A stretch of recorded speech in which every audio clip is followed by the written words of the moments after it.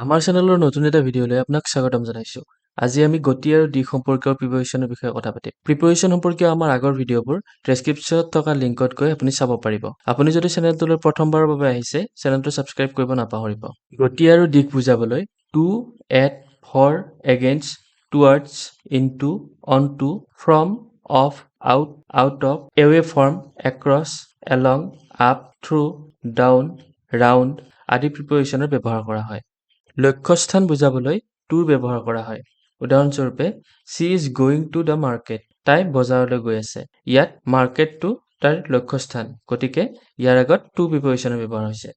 লক্ষ্যস্থান যদি এটা specific point হয়, তেনেহ'লে এটৰ ব্যৱহাৰ কৰা হয়। সাধাৰণতে aim, laugh, look, stare, point, gaze, throw' আদি ভাৰ্বৰ সৈতে এট ব্যৱহাৰ কৰা হয়। লক্ষ্যস্থানত উপনীত হোৱা অৰ্থত এৰাইভ ভাৰ্বৰ লগত এট ব্যৱহাৰ কৰা হয়। উদাহৰণস্বৰূপে, he threw the ball at the wall. তেওঁ বলটো দেৱাললৈ নিক্ষেপ কৰিলে। ইয়াত লক্ষ্যস্থান হৈছে দেৱালখন। কোনো এটা বিশেষ দিশত যাত্ৰা আৰম্ভ কৰা বুজাবলৈ ফৰৰ ব্যৱহাৰ কৰা হয়। উদাহৰণস্বৰূপে, he left for school. তেওঁ বিদ্যালয়লৈ গ'ল। হেঁচা প্ৰয়োগ কৰা, সংস্পৰ্শলৈ অহা অৰ্থত এগেইনষ্টৰ ব্যৱহাৰ কৰা হয়। উদাহৰণস্বৰূপে, the boat sailed against the current. নাওখন প্ৰবাহৰ বিপৰীত দিশত চলিল।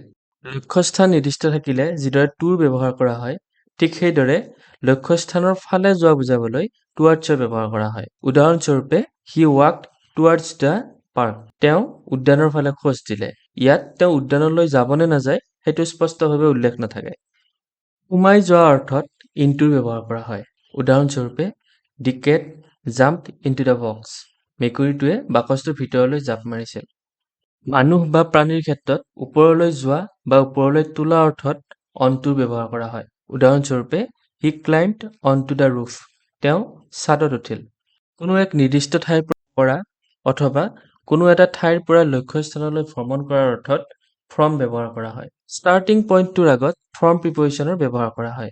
উদাহৰণস্বৰূপে, she came from the library. তাই পুথিভঁৰালৰ পৰা আহিছিল।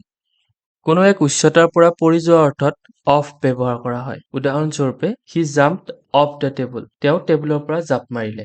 ভিতৰৰ পৰা বাহিৰলৈ অহা অৰ্থত আউট বা আউট অফৰ ব্যৱহাৰ কৰা হয়। উদাহৰণস্বৰূপে, she ran out of the room. তাই কোঠাৰ পৰা বাহিৰলৈ ওলাই আহিল।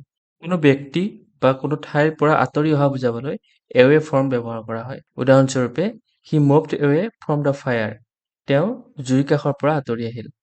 ইটো ফালৰ পৰা আনটো ফাললৈ যোৱা বুজাবলৈ across ব্যৱহাৰ কৰা হয়। উদাহৰণস্বৰূপে, they walked across the bridge. তেওঁলোকে দলংখন পাৰ হ'ল।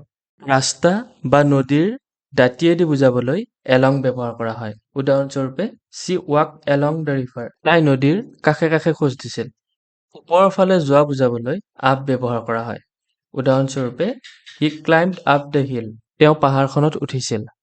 কিহবাৰ মাজেৰে যোৱা বা গতি কৰা অৰ্থত through ব্যৱহাৰ কৰা হয়। উদাহৰণস্বৰূপে, they walked through the tunnel. তেওঁলোকে সুৰংগটোৰ মাজেৰে খোজ কাঢ়িছিল। ওপৰৰ পৰা তললৈ নমা বা নামি অহা অৰ্থত ডাউন ব্যৱহাৰ কৰা হয়। উদাহৰণস্বৰূপে, she walked down the stairs. তাই চিৰিৰে তললৈ নামিছিল। চাৰিওফালে ঘূৰা বা গতি কৰা অৰ্থত ৰাউণ্ড প্ৰিপজিশ্যন ব্যৱহাৰ কৰা হয়। উদাহৰণস্বৰূপে, she ran around the park. তাই উদ্যানখনৰ চাৰিওফালে দৌৰিছিল। ভিডিঅ'টো শেষলৈকে চোৱাৰ বাবে আপোনাক ধন্যবাদ জ্ঞাপন কৰিছোঁ। আপুনি আমাৰ ভিডিঅ'টো যদিহে ভাল পালে তেনেহ'লে লাইক কৰিব, লগতে আনৰ লগত শ্বেয়াৰ কৰিব। চেনেলটো যদি এতিয়াও ছাবস্ক্ৰাইব কৰা নাই, আমাৰ চেনেলটো ছাবস্ক্ৰাইব কৰি ল'ব। লগতে আমাৰ ভিডিঅ'ৰ আপডেট পাই থাকিবলৈ আপুনি আমাক ফেচবুক বা ইনষ্টাগ্ৰামত ফ'ল' কৰিব পাৰে। আন এটা নতুন ভিডিঅ'ত আকৌ লগ পাম। ধন্যবাদ।